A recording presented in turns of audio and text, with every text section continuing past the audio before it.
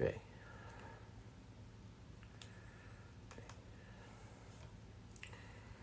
Okay.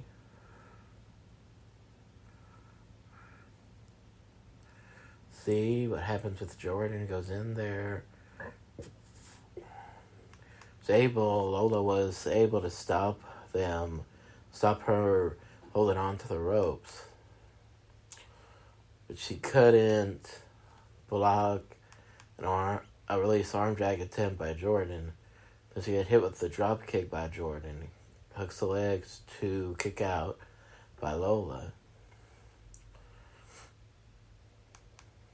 You know what this is? This is Lola showing her inexperience in not just wrestling, but tag team wrestling. She gets out of there by tagging in Elektra, though.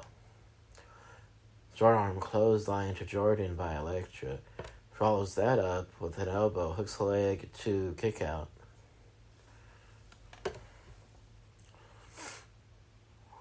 Okay, tags back in Lola. Let's see. See what Lola does here. Hip attack. Ooh, right hip attack. Make a mistake, though, by taunting Roxanne. Irish whip to Jordan. Jordan ducks that, comes back, crossbody press, hooks the leg, kick out before one or at one, really. Tags in Roxanne, comes in with a fast press, then 3 right hands. Knocks down Elektra with the right hand. Gets her out of the ring. But she's met with a right hand and a kick by Lola. Then tags in Elektra Lopez. Good teamwork. Clothesline. And I think the first time they hit that, if I'm not mistaken, the clothesline leg sweep combination, they would win the match. But because of Roxanne's experience, she knew how to kick out of that. 3 elbows across the right clavicle of Roxanne Perez keeps their momentum. Tags back in Lola. They both hit the side of Roxanne's head with their hip, with their right hip. That's a direct message to Roxanne. By the looks of things, it's going to turn into a rivalry. This is the kind of thing that NXT needs, and not just NXT, but any women's division out there who wants to solidify a women's tag team title. This is what they need. Have matches like this. That way it helps credibility of having tag team titles. Side Russian leg sweep by Roxanne. Kept up. She tags out to Jordan, comes in there. Right forearm. Then a clothesline to Elektra. Then another clothesline to Lola. Just like a cartwheel into an elbow, I believe. I have to rewind that in slow motion because I want to know what it is. Let's see.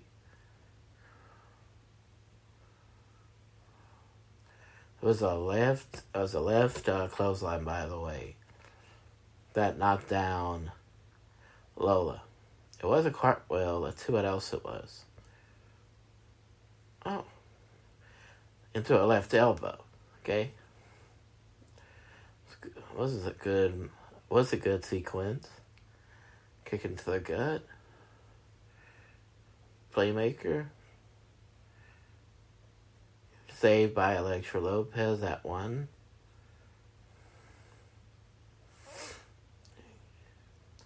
Tags in Roxanne Perez.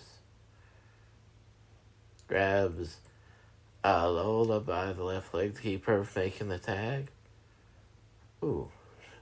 Out comes, when she puts her foot down, back comes Lola with with a Trouble in Paradise type maneuver into the midsection of Roxanne.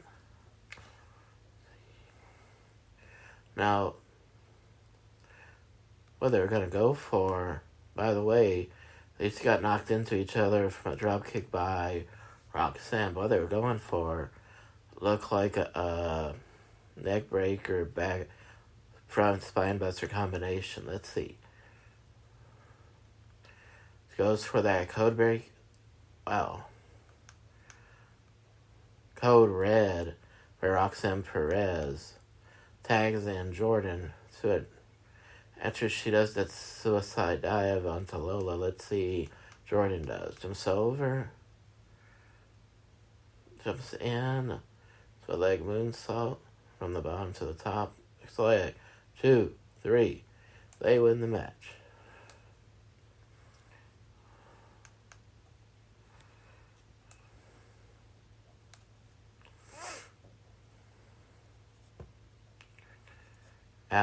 Next outcomes the Alpha Academy members,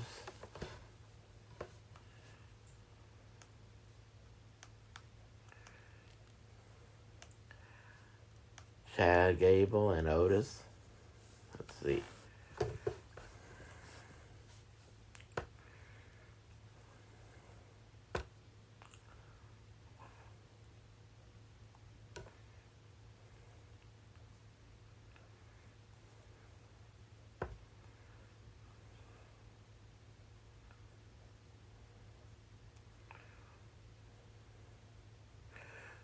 Next, they show a pre-interred promo by Ilya Dragunov about how much he had to work to beat off Carmelo Hayes.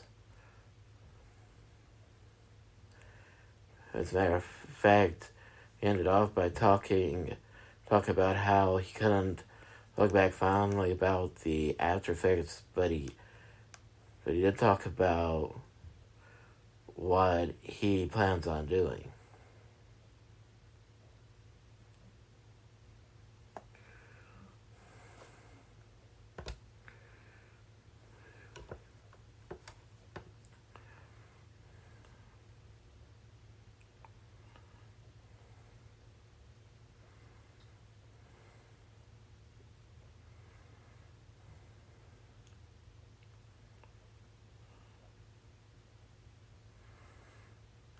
And he ended this off by telling Baron Corbin not one but two things. As a result of him attacking him from the back from behind in the back, is he's a different competitor when he's the champion. And he said the only one who can slay the dragon is himself. I don't know who these two men are, but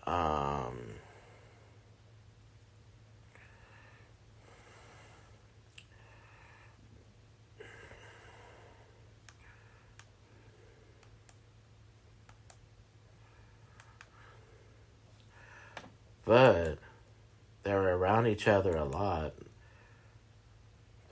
I'm curious to see who they are, to be honest with you.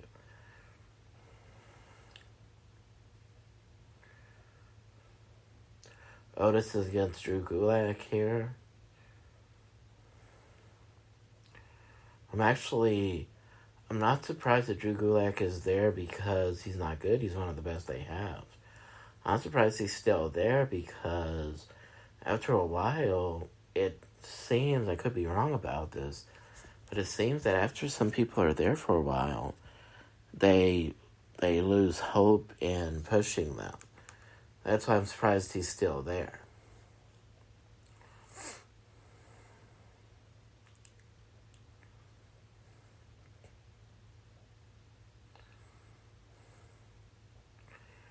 Okay. Good Good. Was a good move. Drew Gulak kicking the left knee Otis and going for a side headlock. It was a mistake doing that because he should have tried to get him down first. Because it was too easy for Otis to get out of that and then hit him with a left-handed clothesline. Ooh. It's like he's going to give him a forearm clothesline, but what he does, he pulls him right into his stomach to knock him down. Ooh, another time.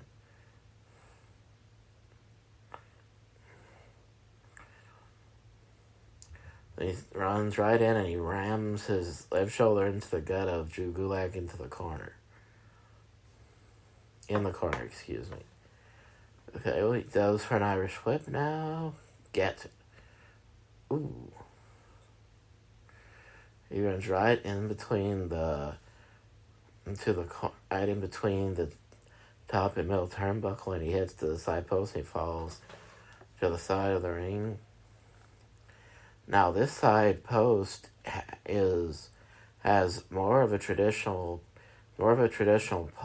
post than Raw and SmackDown are, so he could have really hurt himself right there. Let's see what he does here. Ooh. Right. Thank you. Just hit with I know it's an uppercut, but I believe we call that a corkscrew uppercut by Gulak. Going to the top rope, gets the clothesline. Let's see what happens here. Kick out. As he kicks out, he throws Drew Gulak at least 2 feet across the ring. Unfortunately, gets met with a wrist lock by Drew Gulak, keeps him down. Now, whatever maneuver you want to call this, I don't know why Drew Gulak's going for this, because it's very hard to do this on a man the size of Otis. But what he did that was smart was he kept him on the mat. That's more probable to keep him down that way. But you can still see that Otis can get out of this because of his size. But he turns this into a pinfall attempt. He's about to pick him up to powerbomb him. There was another chance at a 3 count, kick out again. This time, picks him up after the 2 count was made, and he puts him down with a powerbomb. Picks up Gulak now, belly to back suplex there.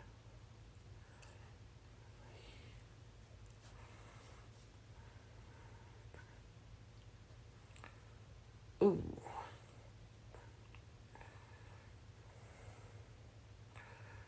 He blocks that clothesline, blocks that elbow. He rolled through that, pushes him around like he was hitting him with a pounce. Does that back elbow, another back elbow, third back elbow. See what he does here. Irish whip. Ooh, other back elbow. Then a clothesline. Left clothesline.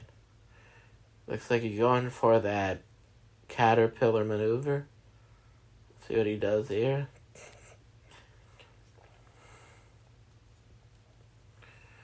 Does it 3 or 4 times. Elbow.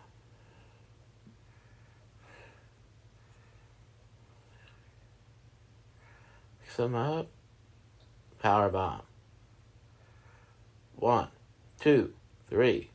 It's a great move. I mean, actually, it was a great match.